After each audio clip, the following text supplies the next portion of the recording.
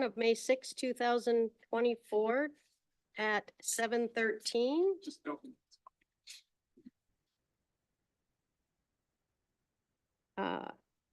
All council members are here except for Council Member Botetto is absent. Do I have a motion to excuse her from the study session? I say so moved, or do I have to actually say That's that? good. Councilmember Elfers, do I have a second? I'll second. You seconded by Councilmember Bowman. All in favor? Aye. Any opposed? Passes unanimous. Okay, so. Before we begin tonight's business, I want to remind everybody attending this meeting that the meeting is being recorded and this room is equipped with microphones throughout that will pick up any talking. So please refrain from having sidebar discussions that you do not wish for the microphones to record. We have one item on the agenda and it is the update of the Ryan House project, and I will call on Jason. Thank you, Mayor and Council. Tonight, our goal is to provide you as council as well as the public a history of the Ryan House and the actions that the city has undertaken since 2017. But to do that, we obviously have to start way back in the beginning of when the house was constructed. So I'm going to turn it over to Communications Director Carmen Palmer. She's going to be walking us through that presentation tonight. And then myself and Ms. Marquez will be available to answer questions and provide additional context as necessary. All right, good evening, Mayor and Council. An update here on the Ryan House, as Jason said. So there's a lot of information, so I'm going to jump right in. How we got here. I'm gonna spend quite a bit of time on this section because it's one where I think a lot of history maybe isn't quite getting understood or remembered. And there is a lot of history on this project. Don't worry, I'll go fast over the 100 years. At least the early parts back in 19. So obviously the house was built before 1926. It was built in 3 stages, the oldest being the pioneer cabin, then the farmhouse, and then the kitchen addition. In 1926, the house was turned over to the city of Sumner by a deed for Lucy B. Logan Park. The deed I'll talk about a little bit more, said that we had to keep the house at least 5 years. From the 1920s, we were overachievers on that one. It did not go down in 1931. From the 1920s to the 1970s, it served as the library. A lot of changes to the house during those years. Some of the things we were abating actually were installed by the city when it was modernizing it to be a library. I'm assuming back in the 20s. In the 1970s, it switched over with the building of the library on Friar Avenue. This is our current library for the moment. Then the house was turned over to the Historical Society. There was never a formal agreement or document, but they used it rent-free until about last year, with the city covering the funds for utilities, maintenance, telecoms, that type of thing, grounds upkeep. While they were in there by about 2017, 2018, the house was being used mostly for storage. It was rarely open to the public, to the point that a lot of people we talked to said, oh, I always thought that was a private house. So they weren't even using the grounds around it as a park because they thought they were intruding on somebody's backyard. That was a bit of a problem, as I'll get into in further detail. The deed had actually asked for it to be open to the public as much as possible. We also knew we had issues with fire suppression, ADA access, neither of which were present in the house, which is a public facility. Also looking at some general upkeep as houses need from time to time. So we started in 2018 with grant funding for a feasibility report that started with the question, can the house be saved? We did start with that question because you could see some leanings, some cracks, things like that. We did receive a grant from Pierce County Lodging Tax to do that feasibility and design study. Actually start with the feasibility, and then if it could be saved, they would approve the second half for the design. And that's what happened. Architectural Resources Group, architectural historians looked through the house. Now keep in mind the Historical Society was still using it, so they could only do a visual assessment. There was rooms that were full of things. They could kind of just peek in and take a best guess. And they talked about, they thought it was in good shape. They gave a a whole study on how to move forward with design, their recommendations. But that study was heavily caveated that we needed to do a full structural assessment, that they were only doing a visual assessment. Okay, great. The ARG people came to a study session in 2019. Staff said, keep going. 2019, we received a second grant from Pierce County Lodging Tax to look at the landscape design and a cost estimate. Because, you know, the house had some size limitations. So when talking about its uses, we talked about not just the inside, but uses inside and outside. That's why the outside landscape part kind of moved forward a little earlier than you normally would in a project. As we all know, a pandemic hit. So that actually happened more about 2020, 2021. In 21, the comp plan included improving the Ryan House and public access. The council also had tours of the facility and checked back in with you once the studies were completed. In 2021, with that meeting, actually, I think it was January 2022, if I'm remembering right, I gave a full update, very similar to this, to the council. And council said, keep going. A lot of comments about not using grant funding. I mean, pursuing grant funding, not using general fund. So that's what we did. We worked with the Historical Society. They did do quite the Herculean effort of clearing that house out of items. And we started on hazardous materials assessment and some early abatement. We did the RFQ process. That's the request for qualifications for final design assessment and construction. We did quite well in the grants. We received a $7,500 grant from Port of Tacoma to add an ADA door to the building per the ARG reports. Not a ton of money, but we like to do that with Port of Tacoma because it just keeps building support for projects, adding another partner, which helps with future other grant applications to show that type of support with outside the city of Sumner. You all approved $125,000 from the portion of lodging tax that comes to Sumner to begin demolition and fund that final design and assessment. That really got underway last winter in 23.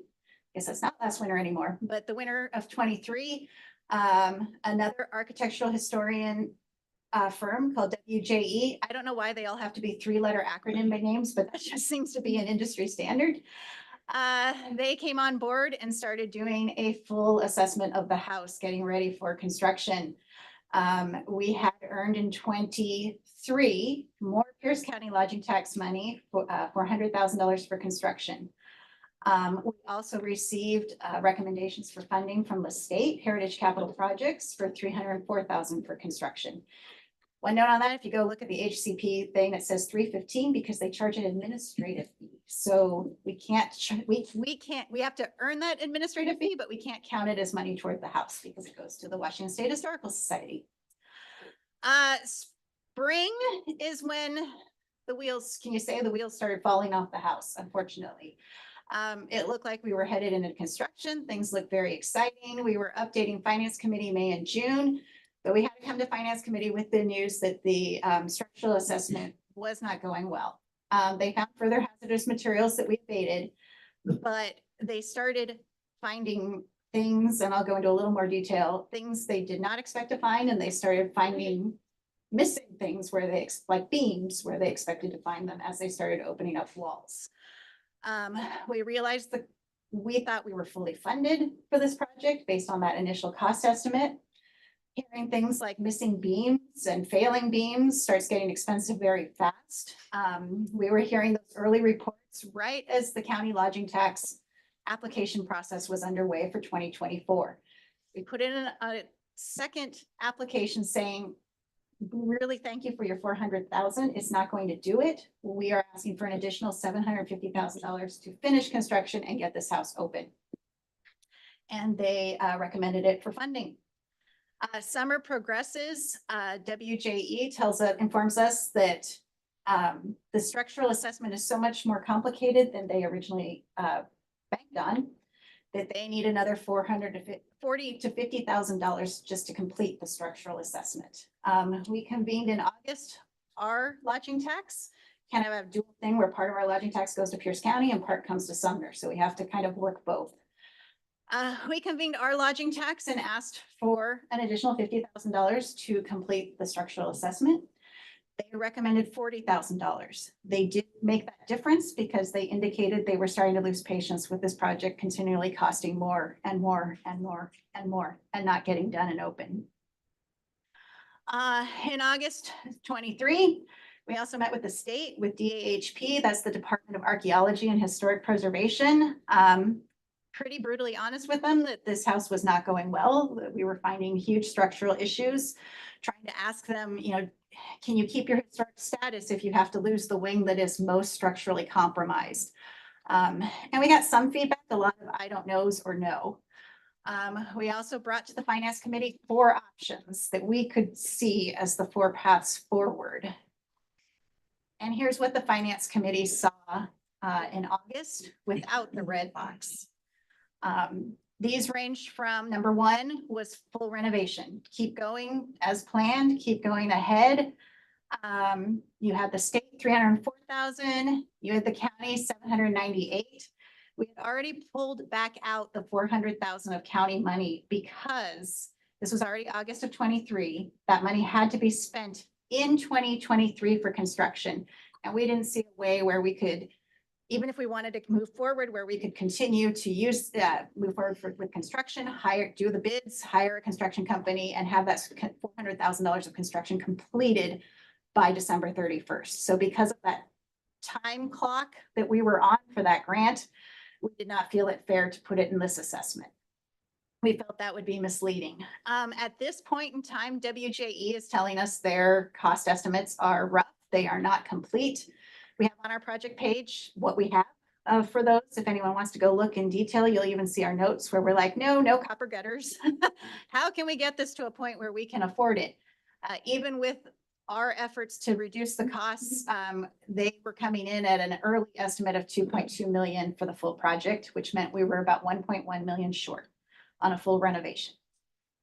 We proposed option 2, and this would be keeping the farmhouse and dropping the 2 wings, which were the most structurally compromised structures.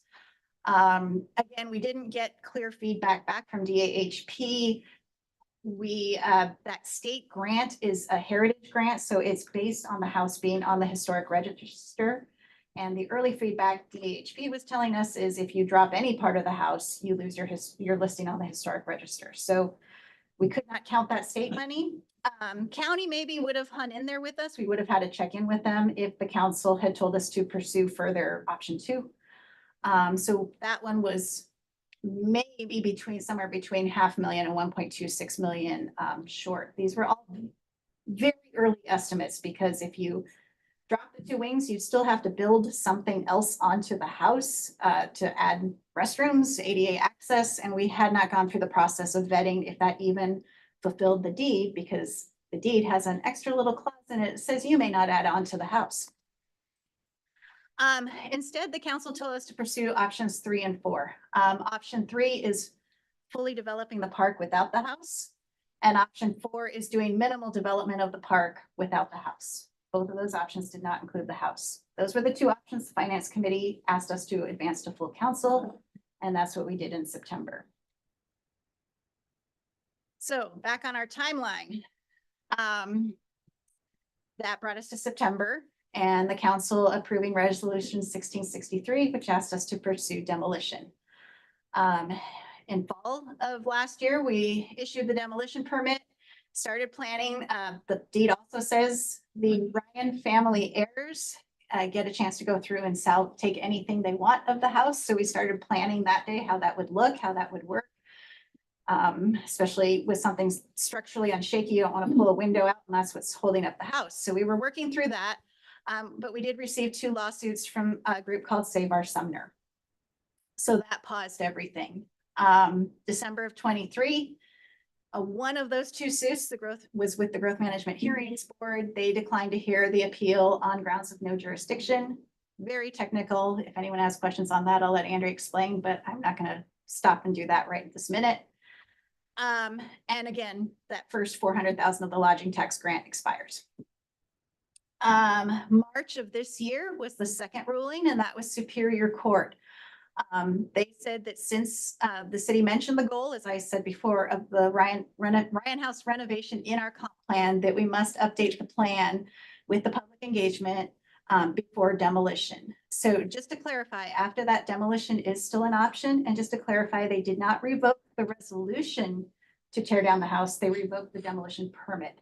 It's a little bit difference with those two things. So that's where we are today with the comprehensive plan process underway. Whew, that's a tongue twister. And as Derek mentioned earlier this evening, the Parks and Trail Plan is a component of the comprehensive plan. So that's why both are being updated. I want to go back to those 4 things and just talk a little bit about what the funding looks like today, because funding is the main crux of this whole issue. Most of the money is gone because 304 is still sitting there, but I'll talk more about that in a little bit. Again, that county 400,000 expired in December 31st of 23. That was for construction money. The additional 750 that they had given us was to work with the 400. That was supposed to cover the overages to get the house open. So absent the first grant, the additional grant does not get the house open as our application promised, which makes it a different situation. So that grant went away as well. So let's move on. I just want to highlight one thing that the council knows, but maybe the viewing public doesn't realize. When you're with a project like this, the council doesn't just get the question, should we renovate the Ryan House? They have to think about all the other priorities and all the other funding needs across the city. Unfortunately, we're not the type of organization that has one project and gets to look solely at one project.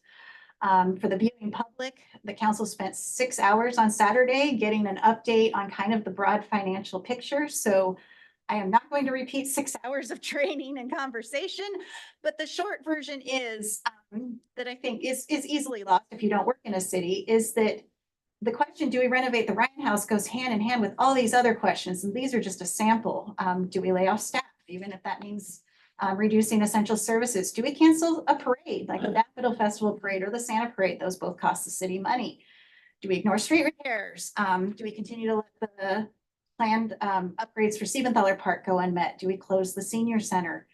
As the council learned on Saturday, the city does all these plans, the transportation plan, the parks plan, comprehensive plan, the housing action plan, and they all have laundry lists of wonderful goals and needs of the city. But that list is huge, and what the city can afford to do is much smaller. So it comes before the council to pick and choose and try to prioritize a lot of needs and a lot of desires that are all wonderful. And it is not an easy task. So thank you for doing that. I think there's a lot of recognition that losing the Ryan House possibly isn't just a feeling about losing the Ryan House. It's this feeling of losing Sumner. There's a lot of change going on in our community. A lot of people thankfully love this community. So I just wanted to, before I move on about the Ryan House specifically, acknowledge that we do understand this feeling. I think the council understands this feeling well. That's why one of your 5 strategic priorities is community character. The Main Street Vision Project, is doing a lot of work about activating alleys, renovating Heritage Park. We were taking the Main Street Vision anyway, because we love our downtown and want a strong future for it. But I think it really hit home why this work was so important when we lost the attic building to the catastrophic fire. Having more people using our downtown throughout the day and into the evening for positive reasons is the best way you protect it from people using it for negative reasons. It won't stop something like these fires, but it can reduce the risk of it by bringing more people downtown, more eyes on our downtown who are caring for it around the clock. I don't know if you noticed, but Snoqualmie, these fires are a problem in every historic downtown. And unfortunately, our neighbors up in Snoqualmie just experienced one very similar to ours. The other piece that you heard, that the council heard more about this, and hopefully the public is hearing more and more as well, is every time we come to the legislative session, and I know Jason mentioned, you're going to get your update in 2 weeks. So hopefully the public listens to that too. We keep seeing more and more drastic transportation-oriented development bills. That's what TOD stands for. that basically want to do one size all sweeping zoning for every radius around a transit center, which is our Sound Transit station. So for Sumner, it means our downtown. And they are taking a lot of control away from the city and wanting to put this state-led, one-size-fits-all approach on everything, including downtown Sumner. You know, to the point I made the statement to Councilmember Bowman when we were chatting about this, I fear people are worried about losing the Ryan House when really Sumner is at great risk of losing all of Bryan Avenue and Cherry Avenue and Wood Avenue. And it's something that keeps me up at night. So the city has been working with our lobbyists to fight these bills. Ryan Windish particularly has gone down or zoomed in, thankfully, and testified repeatedly, trying to navigate the state's desire to increase density, to increase housing, to increase affordable housing, but to still protect our historic downtowns. Sumner really believes you can do both, but we are a fraction of the voices being shouted down in Olympia, and we are not on the majority side. So stay tuned on that one, but I want people to know we're watching the entire town because it's at risk and it's very sad and disturbing. The last thing is we really want to make sure that any discussion of our history, and the Ryan House, while it was the home of our history for so long, does not mean if we ultimately lose it, that we want to just stop talking about our history. We actually want to talk even more inclusive about our history to include tribes, the Chinese who had to leave Sumner because of the Chinese Exclusion Act, the Japanese who had to leave Sumner because of the internment. If you're not paying, you haven't heard about it, the Japanese American Citizens League is working with the State Fair on a remembrance gallery at the fairgrounds. That would include the people who had to go there. Outside the city of Sumner limits, I get that, but our people were forced to leave the city of Sumner limits with that, against their will. Women and other community members, you know, lots of people in our city, not just at its founding, but throughout its history, whose stories need to be remembered and honored. All right, so we had originally brought those 4 options to the council. We asked them if there were any other options we were missing, and they couldn't think of anything. What I want to spend the remainder of tonight going through is any other options we've heard from the public in the last few months that we've thought of, and kind of go through them and their viability. One thing I want to mention, I noticed earlier in the regular meeting that Meeker Mansion was brought up. So I just want to make one note. Meeker Mansion is very different than the Ryan House in that it's funded and run by a separate private nonprofit. It is not operated by the city of Puyallup or owned by them. So that's just a difference. Pros and cons, right? I think sometimes when we talk to them, they are envious of all the money the city has put into the Ryan House over the years, taking care of utilities. Just thinking about my own house, it would be really nice if someone else was paying all those bills. But then at the end of the day, you hit something like this and an issue like this, and you know, we're missing that nonprofits that could go out there and beat the bushes for money. More about that. So kind of here are the options, and I'll go kind of through each of them. By the way, in case everyone didn't know, Fort Nisqually and like the Joe Carr Cabin in Tacoma, those are replicas. Same with Fort Vancouver in my hometown. Here's why a replica doesn't work. Again, the deed is so important to this conversation, and there's actually 2 deeds. There's the 1926 deed to the city. There was actually an amendment in 1979. I'm assuming when it transitioned from the library to a museum. You'll see a picture of the deed on the left. It's on the website if you want to go through and sort through some very antiquated language. It is a little confusing to follow, but the important points are this. As I mentioned before, the focus is on Lucy v. Ryan Park. The city allowed the house to stay for at least 5 years, and while it's standing, it can be used only as a library, or then 79 added the additional use as a museum. It's very clear about no other uses. No other buildings can be built. No additions can be built. And again, some of that starts to get a little conflicting in the language because they say no other buildings can be built, and then they say the style of any building should be, well, if nothing can be built, it doesn't matter what this style is, but the intent of both deeds is very clear. 79 doubles down on 1926 deed that the space is intended to be a park that is accessible and enjoyed by the public as much as possible. That's why when it was being used more for storage and more for research and the door was locked, except for members of the Historical Society, it was becoming problematic.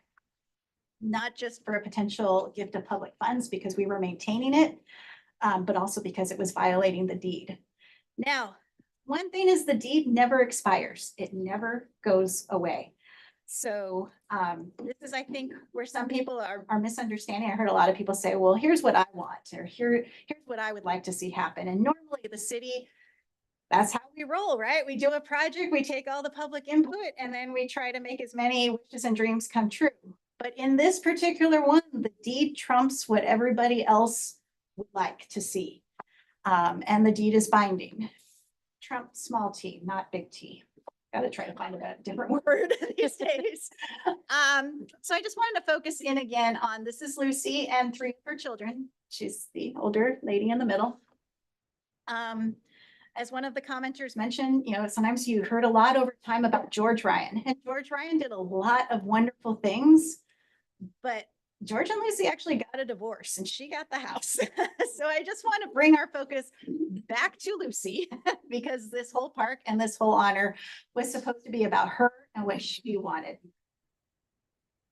Gosh, I wish I could have met her. She sounds like a character from what I've read.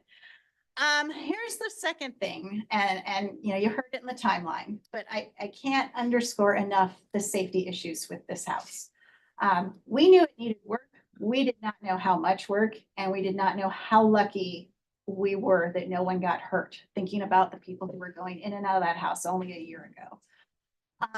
As we discovered how bad it is, building official did red tag the building in his professional estimation, and his report is also on the website. He has no idea what's holding up the second floor of the cabin. It's not a beam where a beam should be, and he just doesn't know why it hasn't collapsed. This was some of the ceiling coming down, but he's worried about the entire second floor coming down. East Pierce fire, we actually had in August where the fire alarm was going off. So after that, rather frightening situation, East Pierce advised us that if they got a fire alarm from the Ryan house, they would not enter, they would defend neighboring structures only. So that's how concerned they are about it. We were experiencing repeated break-ins. That threatens the house, that also threatens the safety. We don't appreciate trespassers or vandals, but we also don't want them to be hurt or killed in one of our facilities. So the fence is only a temporary solution. It is not a long-term solution. Carmen, if I could just read Yeah. on that last slide. I think it's also important to know that any building in Sumner that is red tagged immediately starts a process of addressing those code issues that are causing that red tag in the first place.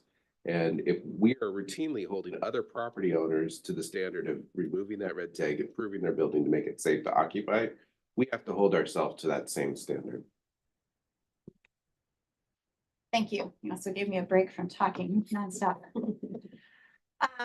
Again, on that safety, I mentioned I'd take it in there, and I'm, you know, if you're not an engineer familiar with buildings, these pictures may not realize what you're seeing in these pictures.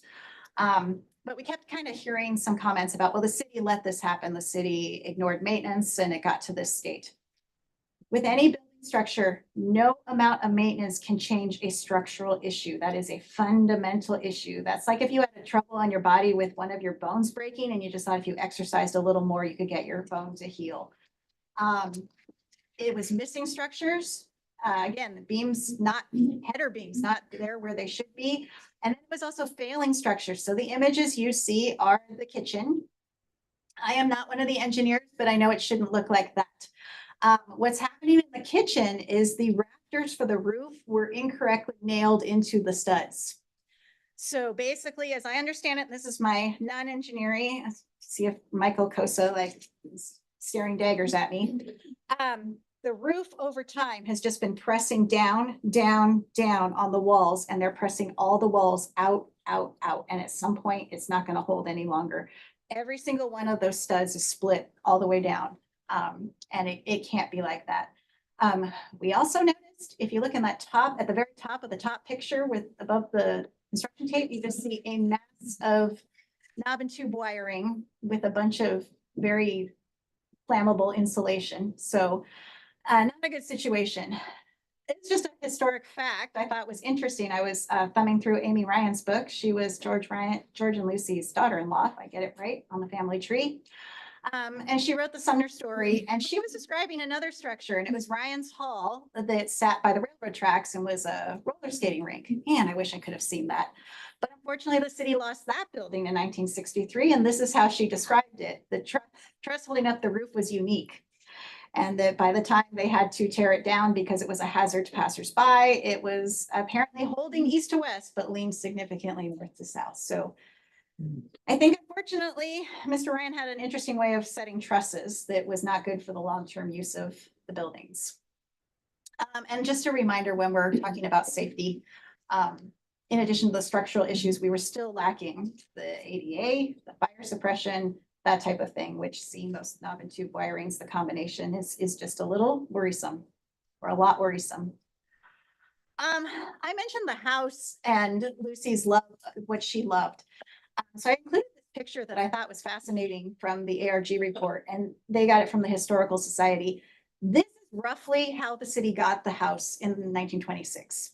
So I think from the outside, it looks so much like that historic 1800s photo that's hanging in so many places that I think people assume that's how it's always looked, and that's not the case.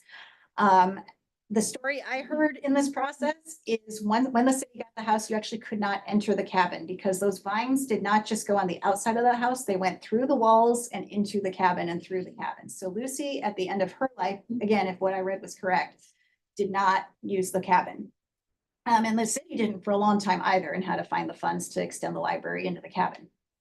So again, this is a woman who I think when you read the deed, it talks more about what plants and trees and bushes to keep than the house. So I think this is, from everything I've read, a woman who loved plants, who loved botany, who loved agriculture. So I just want to keep that in mind when it comes to how we best honor her. Incidentally, ivy is an invasive species, as you can see in that picture. So I've got the holly and the ivy. I can have one guess what her favorite carol was at Christmas time, but they are both invasive species. Second historic picture, this is looking from the back of the house, and this is roughly in the 70s when I think it was transitioning from the library to the museum. And I think one thing few people, at least my age, realize is that to maximize library space, they actually enclose the porch. So that's the porch you see around there enclosed. And then once it switched to the museum, at some point they put the porch back and took that extra room off.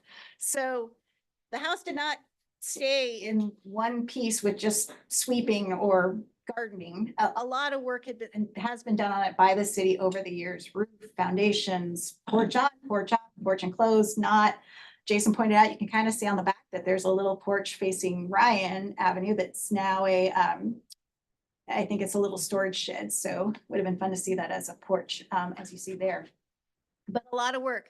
Nothing that ever tore into the walls because they were beautiful walls. So that's why through the years in these projects, I think the city never knew how bad the structure was underneath those walls.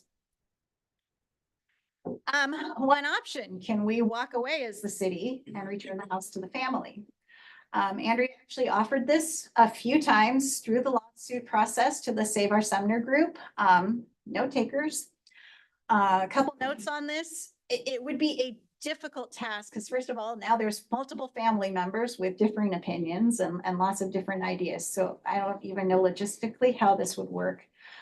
As Jason said, all the problems in the red tag would go with the house, and all those issues, just like the city needs to fix them promptly, the family would then need to fix them promptly. So that would almost feel like a setup. But in this case, only in all different scenarios, this is the only one where the deed would go away because it would be going back to the family. So in that case, they wouldn't be under all the restrictions of having to keep the building, having to keep the park, keep it open to the public, to the point that that land could be developed. Only in this situation. For the rest of this, all these other options are about funding. I do want to emphasize, you saw in that timeline, the city did a lot of work, the council, the staff, our consultants, to try to restore this house and save this house. as far as I can tell, it wasn't out of desire. We hit the wall where demolitions seemed like the best choice forward, and the council chose resolution 1663. It was more of a situation of last resort because the funding was the missing resource all along. So I know I've been talking a lot, but the rest of this, and I'm going to go into a little bit of detail, quite a bit of detail about the funding, because that is the key factor in this whole project. Just an overview about any kind of grant funding. Again, we were very successful in raising funding via grants that the council told us to do. That's what we went out and did. We pursued all the known opportunities we had. We double checked that with both the Department of Archaeology and Historic Preservation and the Washington Trust for Historic Preservation. And to our knowledge, there's nothing sitting out there. If someone's watching this and goes through this entire list like with me and thinks of something we missed, let me know. When we're going after any grants, it's not, unfortunately, just a free pot of money. There's a lot of rules and guidelines. I already talked about timelines quite a bit, but they're tracked carefully and they're audited. One note about that is we can't redirect grants received for other projects either. So, you know, whether that was the Rainier View covered court or a road project, we cannot take money that we accepted for this project and move it over to the Ryan House. One little editorial opinion of my own, historic projects seem to have their own harder set of rules. And I say this coming from the history world. I don't know if everyone knows, I work for 3 historical societies, including the Smithsonian. And working on this project, normally with grants, we can go find different pots of money and put them all together and do a project. Especially at the state, once they hear it's a historic project, unlike transportation, unlike parks, the moment they hear history, they send you to heritage capital projects. Full stop. We tried to go after local capital projects, some capital money, and they're like, oh, this is a history one. You should go over and apply at heritage capital. I don't know why that is. As someone who personally loves old buildings and historic preservation, I've talked a lot with Chris Moore at the Washington Trust that has got to change. But I can't change that myself, and I can't change it right now. So about heritage capital projects, that is the one still remaining grant that we have through 2025. It's between 304 and 305. So sometimes you see it listed as 304. I noticed back in September when I did this slide, I realized it was closer to 305. So I took that rounding. Again, this does not include the roughly 9,000 that goes to the State Historical Society for an admin fee. Here's the kicker with this one that makes this grant so difficult. You must have a 2-to-1 match to use it. So that means for every $1 we spend, we have to have already had another $2 spent on this project. So you'll see the math there. We've spent $250,000 so far within the last 6 years because they also limit it at 6 years. So we would need another $360,000 just to activate the 305 that we have until 2025. So it really makes this grant a finisher. It does not help it leverage other grants. It makes it very hard to use this one.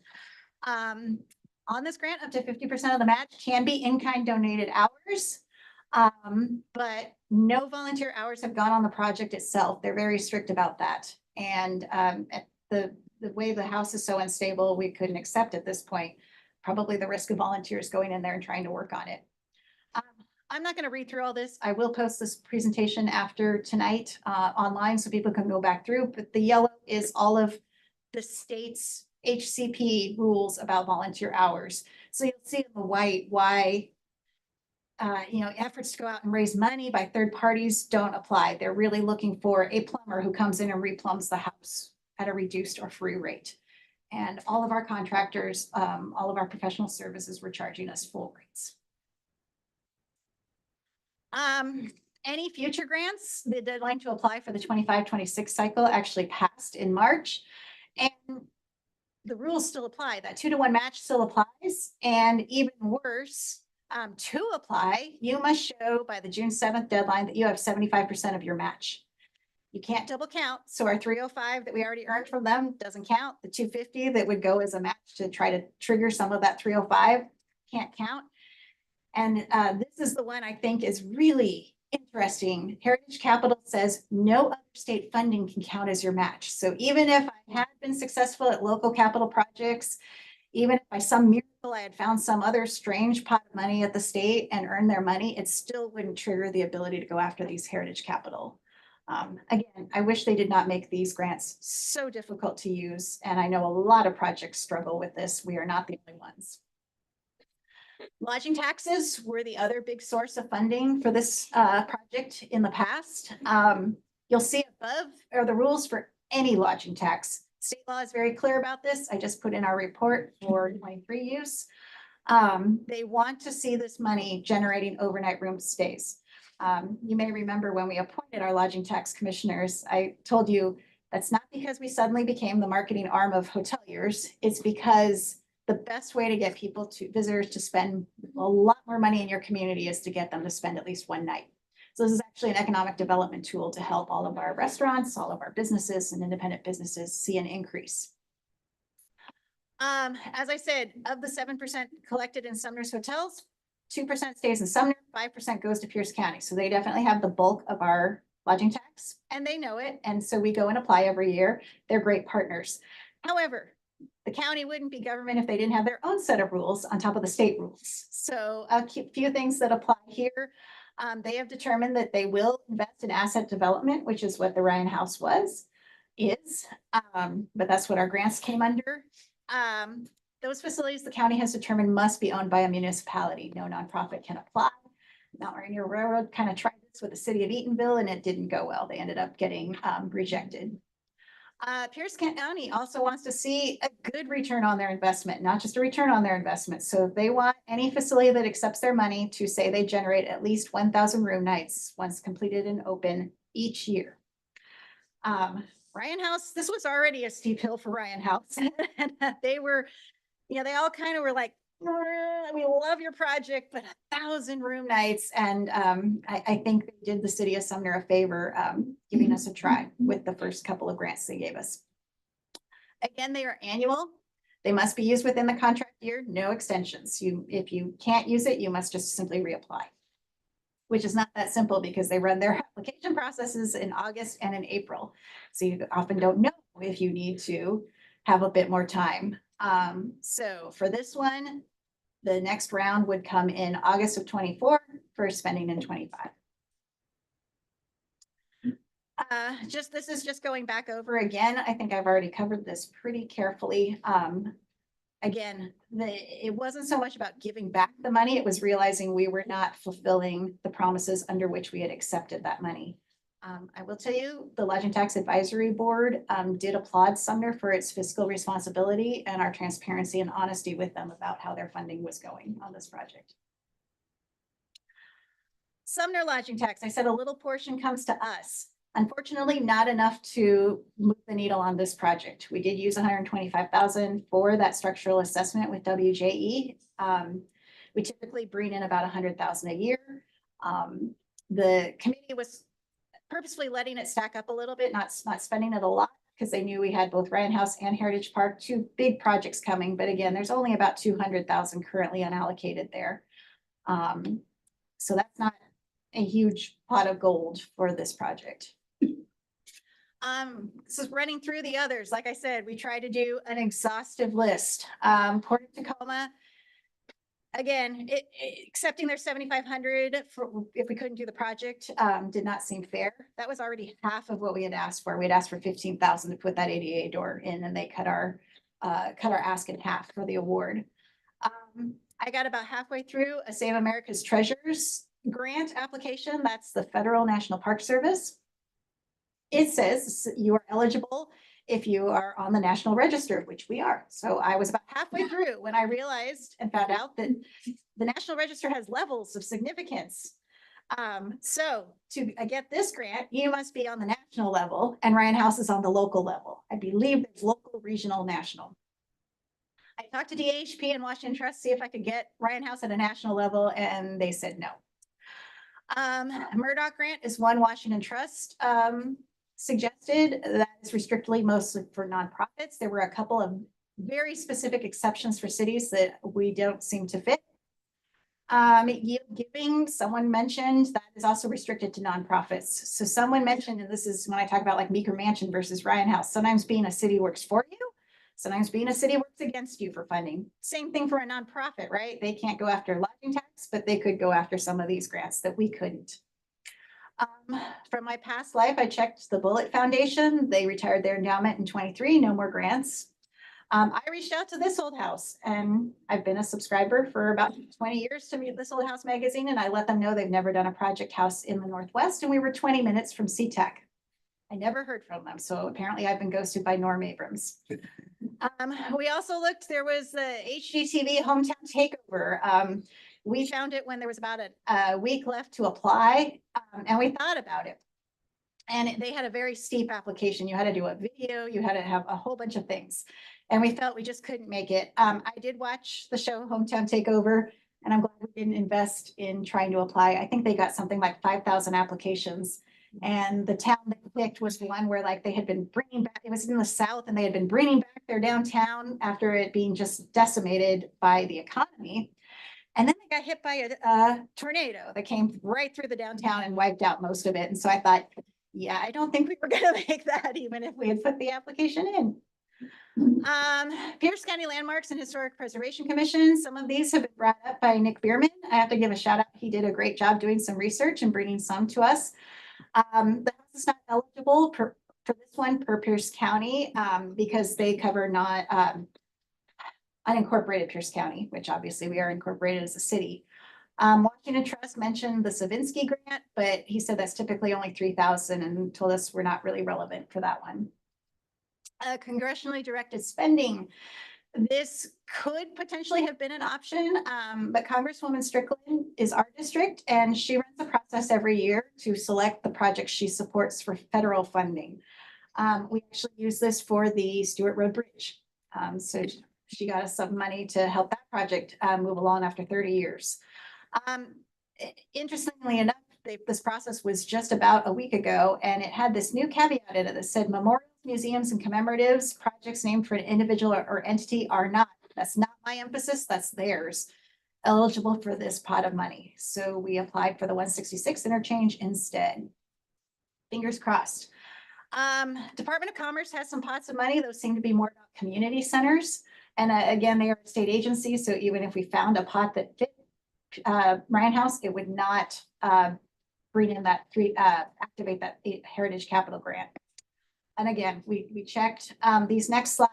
I'm not going to read all of these, don't worry. But when you go to DAHP's website, there's this beautiful list and you get really excited that there's all these opportunities. And then you start going after them one by one, and they are very specific. Some are for barns, some are for theaters, some are for libraries, which is no longer a library, so it doesn't fit that one. There's actually one for cemeteries we have used for Sumner Cemetery. But I opened each and every one. Some of the private ones, when you have your private money, you can put your own private wishes on it. So the Getty architectural grants are for 20th century buildings only, which is just not. Paul G. Allen Family Foundation right now is apparently very into paying for Northwest Trolls and the Shakespeare Festival. Those are two different things, not Trolls at a Shakespeare Festival. So they all just have their own little things they're looking for. And none of them fit the Ryan House, unfortunately. There's the opportunity of other city funding. And I just want to go through each of those. Again, the message I heard from a number of council members back in 22 when we checked in was go for the grants, but we don't want to see general fund dollars used on this other than my time. You do have the savings and strategic reserve that is intended for critical services. It would not be the best recommendation to drain that when the city's hitting an unstable economy. There are a lot of other priorities. You have one-time money from the sale of proceeds of other land or REIT. That's the money we get from the real estate excise tax.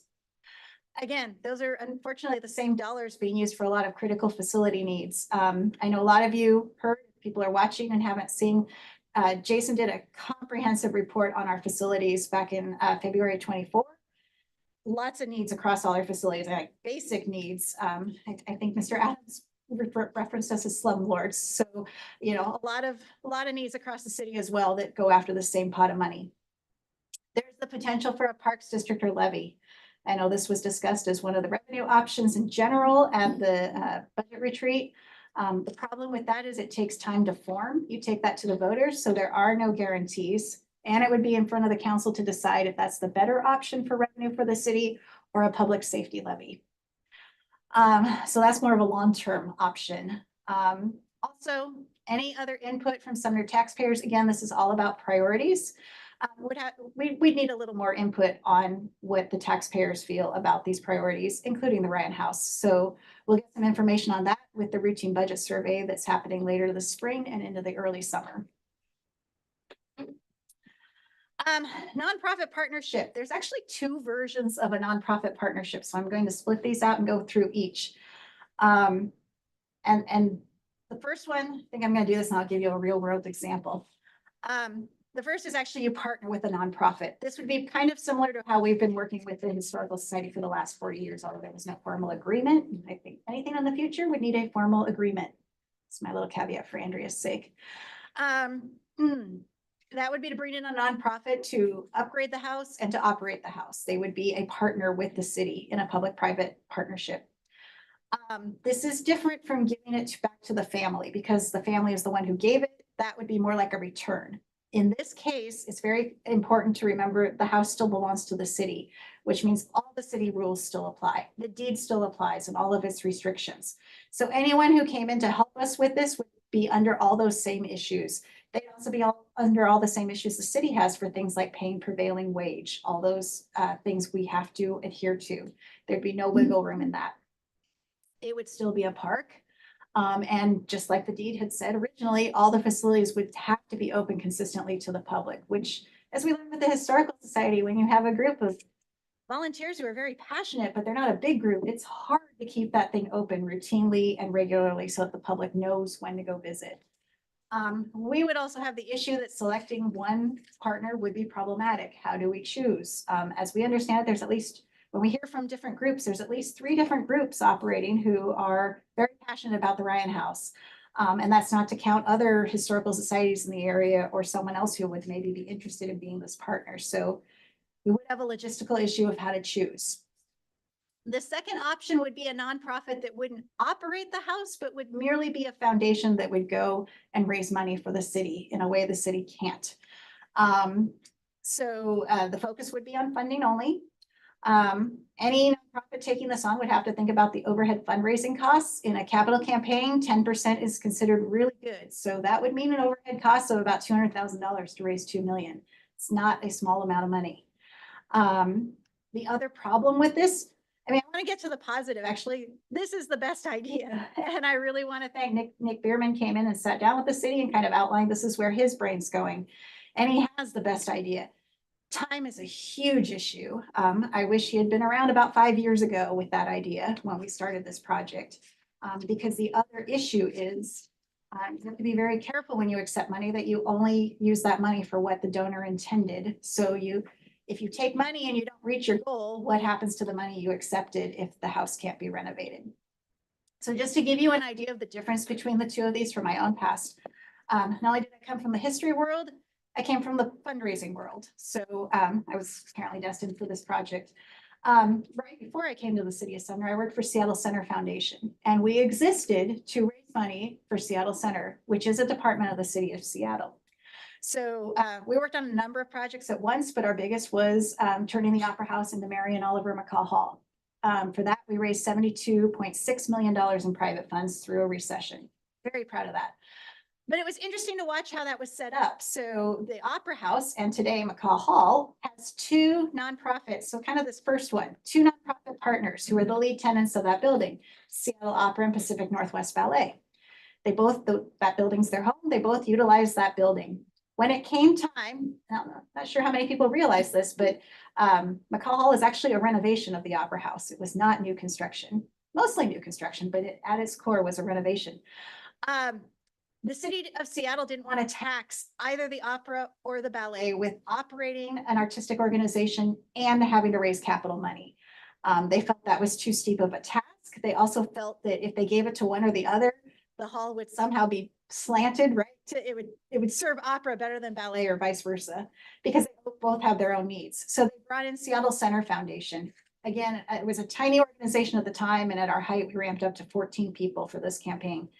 And our sole job was to raise the money, get the hall open, collect the money, and then it shrank and we all found new jobs and I ended up at the city of Sumner. So that's just a real world example of the difference between a nonprofit partnership and a nonprofit foundation. So back to that option list. It's not a great list to face. As I've gone through, speaking probably way too long, we can't build a replica per the deed. We can't just wait until funding is available because we are under the duty of that red tag and treating ourselves the same way as we would force other building owners to operate. Someone mentioned, I didn't speak a lot about this. I kind of did under the safety issue. Someone mentioned, well, why don't you just move the house? Well, it's not that we don't want the house, it's that it's unsafe and structurally unstable. So movement does not seem to be a good factor to throw into that mix. Could the city walk away, return it to the family? Again, offered, we haven't heard back one way or the other. So no, the silence seems to be a no. Find funding, the city has exhausted our grant options. Partner with a nonprofit is logistically challenging. So again, that nonprofit foundation that finds private funds seems to be the only remaining option. And even at that, that's it. The timeline is so tight. As someone who's done this, it's a steep, steep hill to climb. So I am out of slides, a little out of breath. On to questions, unless you have anything to add. We're here to answer any questions the council may have. Does anybody have questions? Can I make a comment real quick? Okay, I've got questions, obviously, okay. because that's. Let me come to Andy first. He just mentioned he had a question. So go ahead, Andy. Thanks, Carmen. That was exhausting, but That's what I was You and gonna me comment. both. very, very thorough. I had a couple questions. Jesse answered them, so I was like just trying to keep up with what you're saying. So Okay. I did want to just comment that I did talk to Councilmember Bowman as well, and we both agree that the previous council in September, and I think Mr. Bierman mentioned that we weren't, the council's changed quite a bit since then, that they should have taken more time and involved the public. So we do, that's already passed. So I do think we do want to acknowledge the fact that we think the public wasn't involved adequately, and would like to acknowledge that. I know that a lot of the issues are funding challenges. So I really think the staff has put a lot of time into this since, like you said, 2017. A lot of effort, I'm assuming quite a lot of hours on your part and other staff. And so I don't really want to waste a lot more staff time and money. I really do feel like the public involvement is really the key part right now. So I just was curious, what can we do to have the option of saving the Ryan House be have a chance? I mean, that's a good question. I think the city and through me has been asking for private involvement. I mean, we would have welcomed it the whole time, but when it was clear we really needed help in September. I know I've said on Cairo Radio and in the News Tribune, if anyone has $2 million, please let us know. I think I even doubled down in March after the hearing, saying, that's not a flippant statement. That's not a joke. I mean, that's actually asking for support. If you have $2 million, the reason it's so high is if we accept anything less, it does not, you saw the numbers, it doesn't move the house, and we don't want to waste anyone's money. So I do think, in my private life, not on city time, I'm also trying to save another building over in Tacoma. It takes a lot of time. It takes a lot of effort. The passion is there for a number of individuals, but trying to balance between being a negative Nelly and setting somebody up for failure. There's a lot that needs to be done. Some people I think were trying to do a lot since September. Some, I know Andrea talked to one group who said, how much have you raised in September? And they said nothing, and that was in March. So a lot of precious time was gone. And I'm not sure why they didn't raise a little bit more in that time. Does that answer your question, or are you looking for kind of more?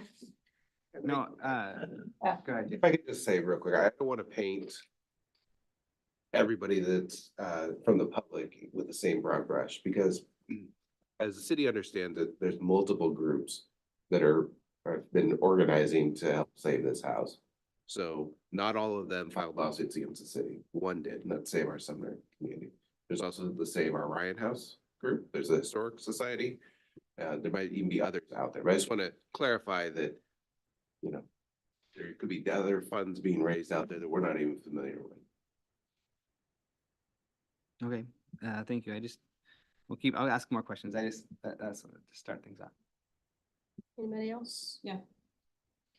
So I would say, Carmen, thank you. One, for bringing your knowledge, two, your dedication, and three, all your hard work. I mean, when I looked at that list of all those grants, that was exhausting. I mean, so thank you for putting your heart and soul into it.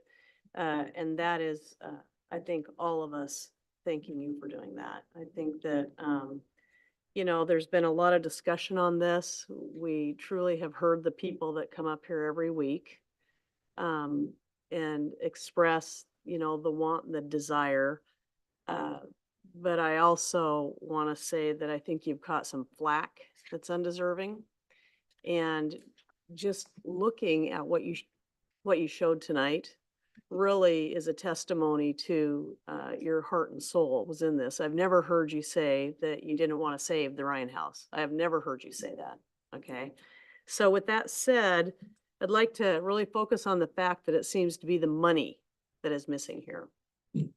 And to Andy's point, he and I did have a discussion. It's more around process, you know, when we've talked about it, and perhaps there was a misstep on process. But money has always been the missing piece, I feel. That's what I've heard. It's about this wrestling of the money. Even if the process wouldn't have been perfect, it wouldn't have produced money. So that's just kind of looking at the valid facts and data of it. You know, I'm a money person. That's what I look at. That's how I make my decisions. So I want to acknowledge that I know that it's about money and that there's really no one to blame. People get emotional, but it's not a blame thing at this point. I think what we want to talk about and have others look at is what can we do moving forward, right? What can we do moving forward? There's a pause right now. What can we do about that? And you've brought some great options here to look at. You've given your recommendation, right, on which one you think would be the best one.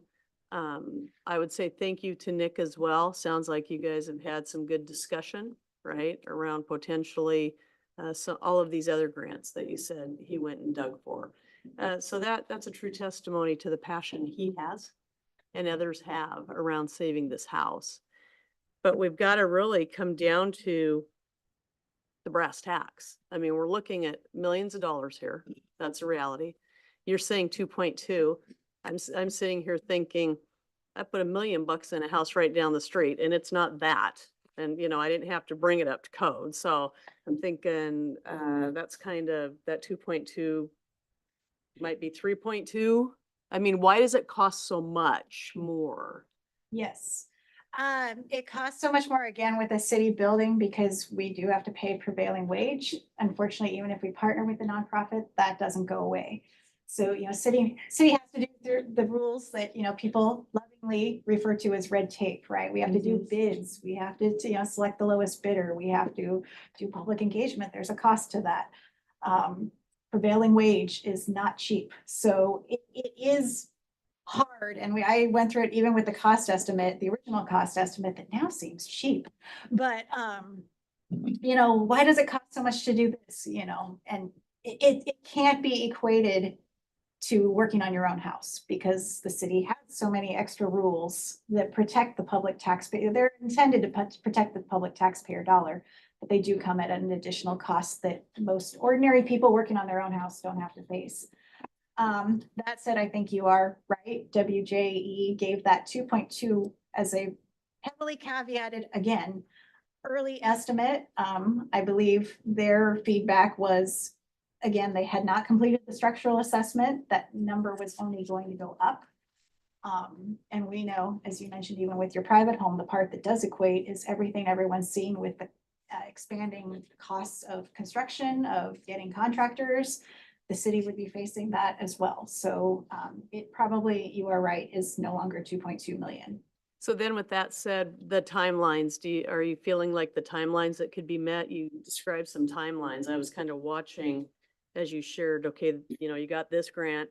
So the timeline says, and I apologize, I'm not trying to make this sound like an inquisition, but I actually listened. So the timeline, your grant is only good this long, Correct. right? And so with what you just stated, what do you feel is a reality factor of could this occur within the timeline of the money that we would hope to have? That's a steep one. I mean, in my opinion, again, not only what I've done professionally, but even in my personal life, being the one out there beating the bushes to help fund a building that's not mine. It is very tough. I wish there were more dollars out there for historic preservation because it is a lifelong love of mine. I think we're not looking at a steep hill. I think we're looking at a cliff someone would have to scale. To give an example, the building I'm working on, we did get $2 million in pledges, but I think we got that working almost nonstop through a whole year, in addition to our day jobs. But, working here and then going at night and planning a gala that, working on that until about 1 a.m. It's a tough job. So I don't want in any way to minimize that. The problem is as you saw through the recommendation, it's not just my professional opinion that private funds is the best way. It's, as I see it, the only funding left that's available and the only path forward. So I wish that wasn't the case, but that's the reality as I can see it. So I appreciate you answering that because I would consider you an expert in your field. Well, thank you. I just wanted to add one quick question. I think, what would it look like if we did a resolution? Because we have the resolution, the demo resolution that got passed in September. If we wanted to do a resolution, how would we do that to allow for public process? Can you give us a little bit more information about what you hope to accomplish with the resolution? That depends on the answer. Yeah, I think if we did a resolution that just allowed the public a time period to say that we're open to bringing in public funds with there's some boundaries around that. I'm thinking that probably, since we know that the project is going to cost a minimum of 2.2 to, I would say maybe more than that today with inflation, I think we'd probably want to see $2 million is probably a fair number, and the city would have to figure out what to do after that. But I think if we can get through the comp plan process, I'd like to have some time boundaries and some a dollar amount. And then I think there's probably would be nice if it wasn't just, it would be the complication and staff hours and everything, that would be nice to keep that down. So I think the idea of bringing in a certain amount by like the comp plan, whenever the comp plan is close to ending, so that there's an opportunity for the public to know, like, hey, here's what the city would like to see. Like a $2 million would be a good number. I think the comp plan ends at the end of the year, so sometime in December would be a good time frame. So I think December 1st, $2 million, and then it'd be nice to have that be real money and not just pledges, because I think that there are the complication of what do you do if it doesn't work out and people don't fulfill their pledges. That would be ideal. Can I add on that?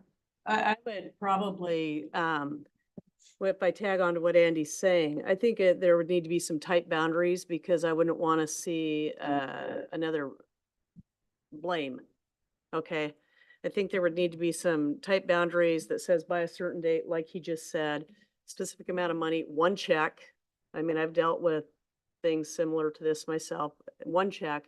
I don't think the city needs to take on the concern of various multiple, nor should the city take on multiple checks coming into the city. If it was what you had up there, which would be a nonprofit per se, I can't remember exactly, and you don't got to go there. Okay. But more of a nonprofit that would collect it up and take this opportunity to give people the opportunity to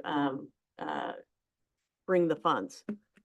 That, I think that's what, is that what you were talking about? That's kind of where my mind went, something like that. But I do know that there would have to be the boundaries on it. You know, it wouldn't be, okay, well, can we have till December 15th? No, there's got to be a steadfast date. You've already tossed out a few different things that could be done for fundraising, just sitting here talking about what you've done other places, you know, an event, a gala. I mean, just things like that. So I think there's some pretty savvy people back here. It sounds like Nick has been, you know, doing some due diligence and putting pencil to paper and putting some effort in. I think it needs to be something around that, where there's boundaries. There would have to be agreed to boundaries, but I think Andrea should probably, I am not a lawyer, Come on, I'm you can retired. join. I do think a resolution is possible. So resolutions convey intent of the city council. They don't create law. So if what I'm hearing is that you would like to challenge the public to raise funds over the next several months with a dollar amount, we can probably come up with something. I do think it could work. It's not without risk. The city's already faced 2 lawsuits from a prior resolution, so I want the council to be aware of that. And I'm not going to say any more in a public meeting about that, but I do think that something can be crafted that would meet what you're requesting and convey the council's intent to the public over the next 8 months or so. I have one more thing that I forgot to mention in it. Let me get to, Oh, we got one she's more. been waiting to ask a question. Sorry, Pat. Well, sorry, it's just that we were talking about this money all the time, and I was just wondering, so was there ever any look back at the contractors, any concerns about the estimates that were provided, any second opinions, additional estimates, anything like that? Sure. We purposefully, I talked about ARG doing the first study, WJE doing the second study. ARG actually applied to do the second part as well. And we thought in that process, they came neck and neck when we were evaluating them, they were equal. And we thought maybe there's some benefit to bringing in a second group. So it's not just the same person going, yes, or same group of people saying, yes, this is wonderful. This is wonderful. So we already had 2 different sets of architectural historians looking at it. I know people have kind of threw out there, then again, why don't you get another opinion? Just a reminder, we couldn't pay for the first opinion. WJE never did complete their assessment. They had still needed another $50,000 to finish theirs. So going out and having money to get a second one was not there either. One note about WJE, I went to review, I remember they worked on some pretty impressive projects. So I went back and reviewed some of the other historic preservation projects they worked on. And they included the Alcatraz Cell House, the American Museum of Natural History, the Metropolitan Museum of Art, who I think is having their big gala tonight. So they're all over the news. The new Dungeness Lighthouse, New York Public Library, National Cathedral, Sydney Opera House. So it's not that the Ryan House overwhelmed them. They definitely have a long history of working on some amazing buildings that actually are at that national significance level on the historic registry. Anybody down there have a question before we go back? I was just gonna ask about the timeframe where we're looking at stuff. So I know there's a demolition permit currently. Does that have an expiration date on it? So Can it be the extended? demolition permit was revoked by the court. Okay, That was so- the March final order. The resolution that the council passed last fall was basically a directive to staff to go apply for a demolition permit. Without a demolition permit, the resolution has no effect. So the court did not revoke the resolution. It's just sort of sitting there being told, while we follow the court's direction, work through the public engagement process, amend the comprehensive plan, and that'll be done by the end of the year. So that's where we're at basically. Yes. on that. Okay, thank you. All right. Anybody else? I just have 3 questions. I'm thinking it's just 3. I am. I'm writing that down. Yeah, I know. Take it for the record. One, and this is to all 3 of you guys, do you think it's problematic for raising private funds when we don't have a solid dollar value? That's, as you were adding things up. I'll be honest, it was problematic for me when I was told one number and the dollar value kept raising. So do you think that's problematic? To me, it makes me feel a little itchy scratchy. Along those lines, I fear that there could be a danger of false expectations. That's why I talk about really boxing it in. And then, do you feel you could see, because I could see a situation where people would work really hard, but maybe only raise $1 million. And so therein lies why I say if something could work out, it'd be a single check. Because I don't think as a city, we want to own how that money gets returned, and you said that. So what are your thoughts on that? I'm gonna have Carvin start with the dollar unknown because I know from her personal experience, she's dealt with this issue. I have, and I did with the building I'm working on in Tacoma.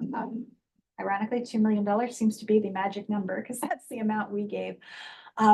Unfortunately, in our situation, we were not getting as open and transparent feedback on the quality reports and the assessments that the city's been posting on our website. This is a little bit different situation. Not having a solid dollar amount isn't that big of a deal if people really want to save that building. For the one in Tacoma, people were lining up. They were pulling out their checkbooks pretty fast. That said, I gave the 2 million as kind of a benchmark number back in September. I agree with you. It probably would not complete the project. So that would be up to the council if you'd want to set that goal higher. That makes a hard goal even more challenging, but it also might be more realistic. Because you're right, it is so hard.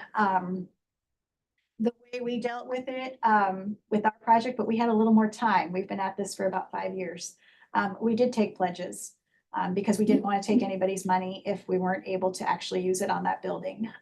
People work hard for their money, even small amounts. This is also why when you see a professional capital campaign, they usually do all the lead gifts first and they don't go to grassroots until they've got about 90% of their funding in. Then they make sure they're not wasting the grassroots efforts, which is a lot of people and a lot to manage. In this case, I don't think a nonprofit would have the luxury of pledges, exactly like Andy said. One of the reasons, and again, 10% on a capital campaign is good. A lot of capital campaigns run higher than that because it takes money to make money. It takes supplies, it takes staffing to track people, to track pledges, to go back, or even donations to make sure you're, giving people their receipts and their tax information. So that number's there, whether it's the city doing it, which we don't have the capacity to do, or a nonprofit doing it. So I just want to make sure the public understands the tall task ahead. Thank you. When it comes to raising partial funds, I think that is a risk, right? I mean, you're setting some parameters that you're asking the public to raise some funds. And if they are partially successful, I think it's gonna be a decision of this council of how to address that moving forward. When you talk about false expectations, I think those are pretty much tied together there because what I'm hearing you say is if we're giving the public a set amount of time and they can't meet it, are we giving them false expectations that we're going to give them potentially more time or find city money to help cap it off? I think that's definitely a concern that I have as your staff. I also think you're in a very limited time frame with this building. It is a red tag building, and at some point, the tough decision has to be made. I think if I could add to, I'm sorry to cut you off. In a way, I was in that situation, right? I worked on this for 5 years. I have a background and a passion for historic buildings. So there was, as you mentioned earlier, there was a lot of emotion into it, and it was not easy to hear the council not choose a path forward for renovation back in September. So you are right, even when it's your job, there's a lot of emotions in it. So if people are using their own time and money, there will be a lot of emotional investment.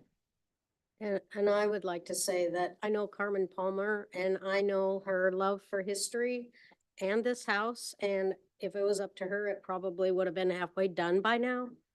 So, and I know really honestly how difficult this is for her. So, Thank you, Mayor.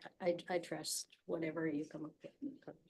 Go ahead, Andy. I just wanted to summarize. I just think at the end of the day, I think that the public needs a chance. I don't know which nonprofit group it is, but I think the public needs a chance, and I think I'd like to see a clear deal being kind of set up. So,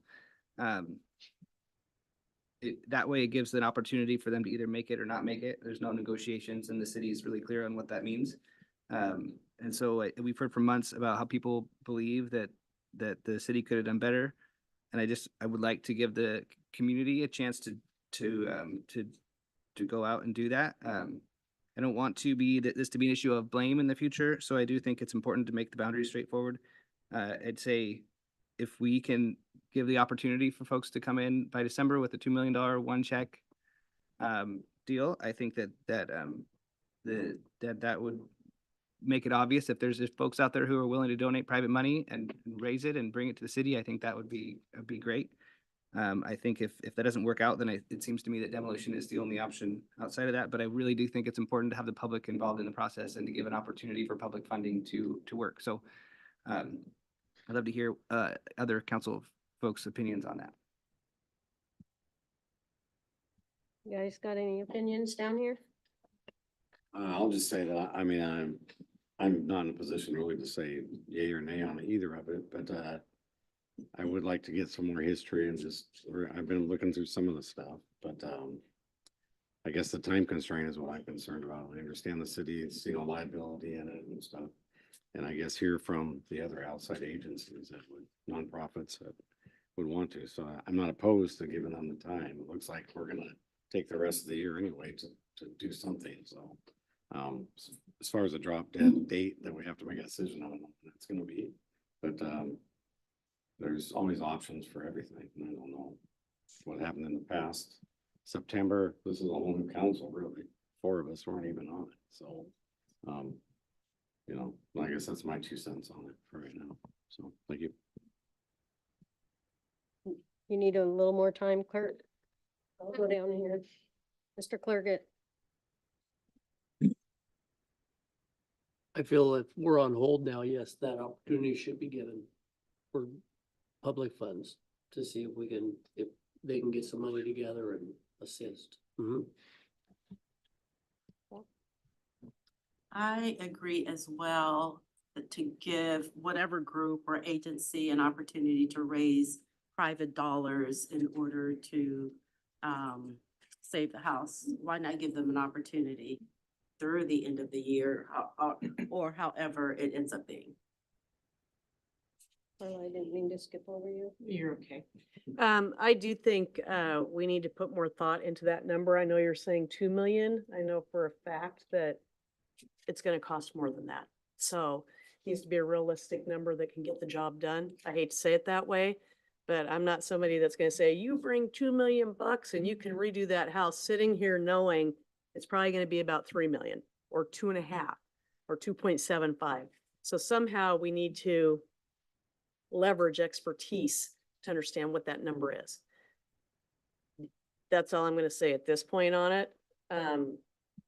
Because we know we have plenty of financial decisions to make ahead of us for the city and how to spend the money. And we know that that's weighing heavy on our minds. So the number, so you could say 2, but what if it's 2.5? I do want to mention that the city already allocates like $300,000 to the demolition, so I would recommend that be, if there was funds that came in, that demolition money would be put into the restoration. So 2.2. Just simple math. Councilmember Brown.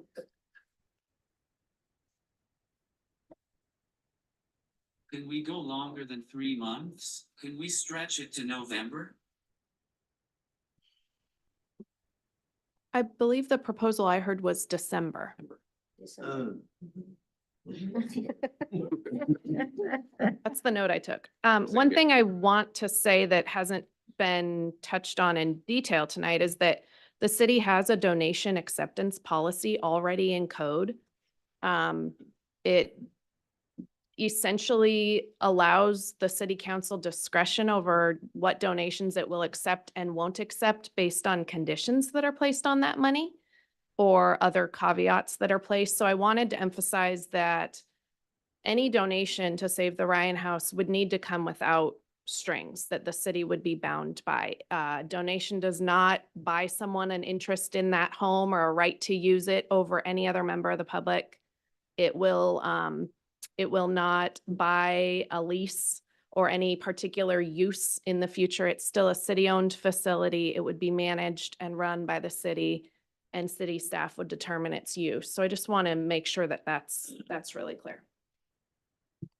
I also had a question from some of it, and this might be a question from me to Andrea. But if we're going the straight donation route, I don't think it has to be one group, right? I mean, if we saw 3 checks come in that total whatever number you come to from 3 different groups, that would be okay because the city is just accepting the donations. We're not managing multiple. So it's different than when I think gets so confusing, but I brought up the option of having a public-private partnership run the house. That one, we would need one group, but I think when we're going this donation foundation route, multiple groups could come. And I don't think the money's out in Sumner where we're at a risk for, you know, three $2 million checks to come into us, so. I was gonna give 3. Oh, okay, I was wrong. Right, I think we have some consensus, so I just wanted to make sure that that challenge is out there and the public knows, so anybody watching or here, I just think, go to work. Well, I think the next step would be for us to work to prepare a resolution. I know it seems like Councilmember Elfers and Bowman, you guys have contributed the most to this and given us some ideas, so might reach out to you to take a look at an early draft. But then we need to bring this back to a study session for review. I'm thinking that this is probably not gonna be a one-page resolution. It's probably gonna have several sections to it to make sure that we capture everything that is of interest to council. So I'm not gonna promise, but I will meet with our staff tomorrow morning and we'll see if we can't get this on next week's study session. At least a draft to consider, and then it would be on a future council meeting for consideration if it's acceptable to you. So. That sound good to you guys? Sounds good. Thank you. Mr. Brown? Can the city try to locate new grants as well? You know, we're always open to new grants, but we've done a lot of research. And I don't know that there's any else out there, but if somebody knows of a grant, please come talk to us. The historic preservation world, as far as grants, is pretty small. And we've met with Washington State Historic Trust multiple times, DHP multiple times. We're confident that we've gotten all of them, but you never know. Right. Councilmember Elfers, just while we're working towards this resolution, did I hear you say that you didn't want additional staff time put towards that effort, fundraising effort? I think if we are able to get donations, the grants I'm seeing that I've heard about from Carmen that are available are in the hundreds of thousands of dollars, and the money we need to raise is in the millions of dollars. So my recommendation, and we can discuss this as we figure out a resolution to draft, but I would think that if we can obtain that minimum dollar amount, the 2 million, 2.2, whatever it is, then at that point, we would evaluate pursuing grants, because I think that's at the end of the year. And I think that, I think we don't have the seed money. I don't think the time is really used well. But that's my opinion, so we can probably hash that out a little bit in council. Certainly. All right. Anybody else? Okay. I think we're done. Thank you, you guys. Thank you. All right. Jason, did we already do the? You're good to just to adjourn the meeting because we don't have any other. Yeah, study that's what I session was gonna items. ask. Okay, Yeah. so I will adjourn this meeting at 8:40.